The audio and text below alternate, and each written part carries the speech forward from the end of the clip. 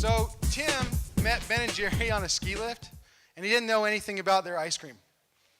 If he could have a dinner party, he would invite Socrates, Lao Tzu, and SpongeBob SquarePants. He's 100% made in China, proud product of the indigenous Chinese people.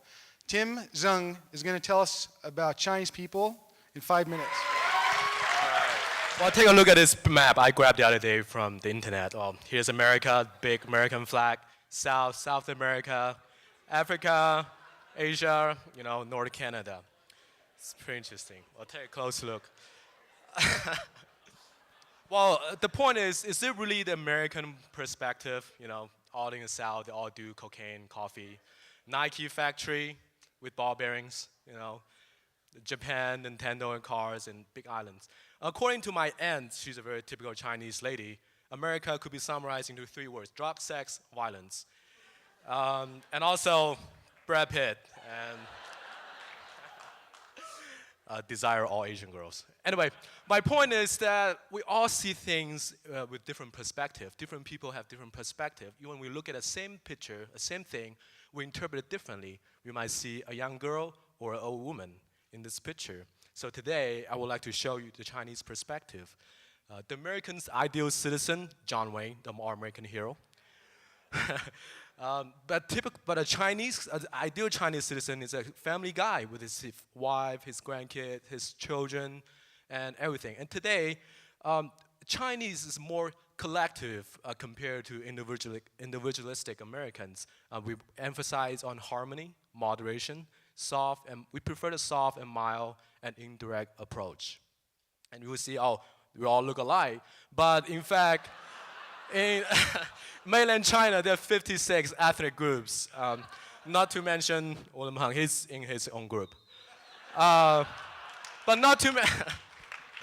Well, you look at the picture, America is off the scale, individualistic. Japan, on the other hand, is very collective. It's all about community. In China, interestingly, it's right in the middle, and I'll explain that more, why China is in the middle between. And you look at this picture, we might think, a guy in the middle with a motorcycle, but a Chinese person, when he sees it, he sees the people surrounding him, his friend, his family.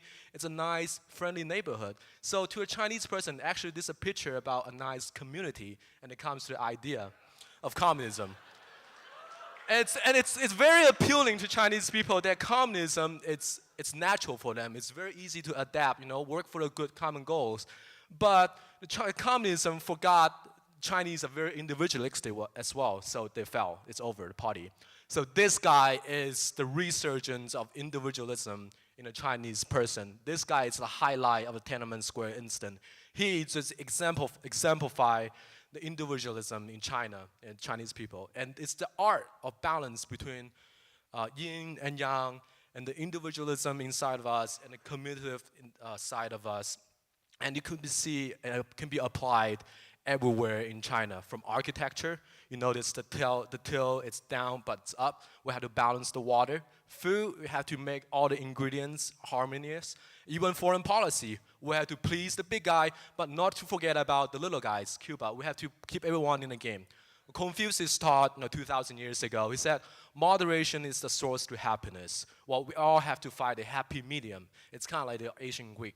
We don't overjoy, we don't overlook, don't be too cocky, don't be too overconfident. Try to find a perfect balance. You say, Americans say, give me liberty or give me death. And Tom Cruise said, self-sacrifice. And Confucius say, you guys are crazy. You guys need to sit down and talk things out, and then I'm sure we'll find a perfect balance. And what you do at a dinner table, well, you enjoy food. Food is the most important thing to the Chinese people, I believe. And it's the favorite we share with the American people. And while you're at a dinner table, talk about American heritage. Talk about why independence, why freedom is so important, liberty. And also, sometimes it's also too good, go over the top to express your self-value, to actualize your personality, to show it off. And in doing so, this is the indirect approach the Chinese prefer. We like it like not so confrontational, and work it in an indirect way to talk about American Republic, and talk about Democrat and the society. to share my sentiment, I need to quote Uncle Cairo. It's important to draw wisdom from many places. If we take it from one place, it becomes rigid and still. Understanding others, the other element, the other nation, it will help you become more whole. So therefore, just summarize the Chinese culture 5,000 years in 5 seconds. So eat more rice, stretch your eyes once in a while, and make some Chinese friends. Thank you. We should probably get college credit for that.